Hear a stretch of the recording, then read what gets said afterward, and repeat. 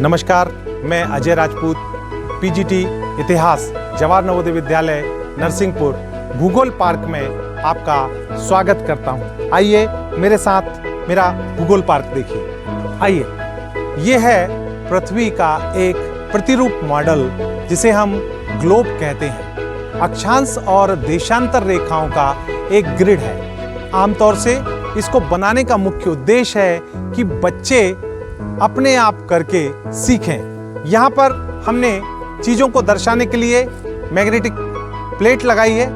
बच्चे को ये बता दिया जाएगा कि ये इक्वेटर है और बाद में उससे पूछा जाएगा कि इक्वेटर कहाँ है, उस पर आप अपनी प्लेट लगाएं। मैं आपको यहाँ दिखाना चाहूँगा, पीछे पृथ्वी का आंतरिक रूप दिया गया है, किस तरह से अंदरूनी लेयर हैं उनके बारे में, उनको हमने यहाँ पर भी दर्शाने की कोशिश की है। ये हमने भूपरिपट्टी बनाई है, ऊपर का ये मेंटल है। मेंटल के बाद ये कोर, आउटर कोर जिसे हम कहते हैं, और फिर इनर कोर बनाई है।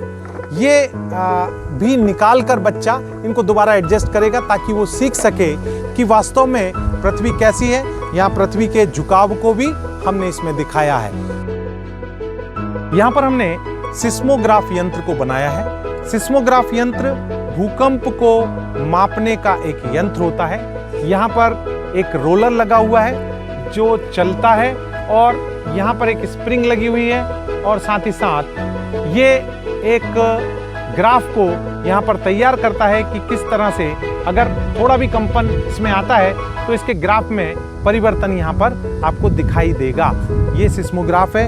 हमने यहाँ पर इसके फोकस को भी दर्शाने की कोशिश की है, एपिसेंटर कहाँ पर होता है। इस तरह से हमने एक मॉडल तैयार किया है। एक और मॉडल हमने यहाँ पर बनाया है। ये मॉडल है ज्वालामुखी का मॉडल। ज्वालामुखी जिससे आप सभी परिचित होंगे। ये पृथ्वी पर खुले छिद्र से लावा या मैग्मा के निकलने से बनता है। यहाँ पर हमने इसको बनाया है। ये मैग्मा हमने बहते हुए दिखाया है। ज्वालामुखी के बारे में मैं यहाँ थोड़ा विस्तार से आपको बताना चाहता हूँ।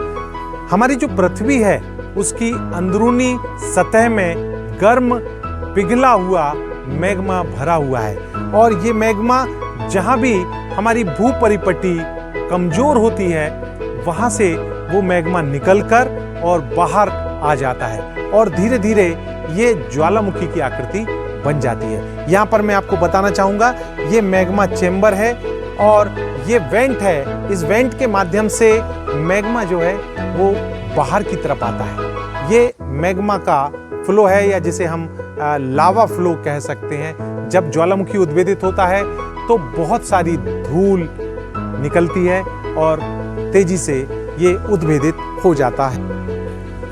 अभी हमने पृथ्वी के बारे में देखा, हमने ज्वालामुखी के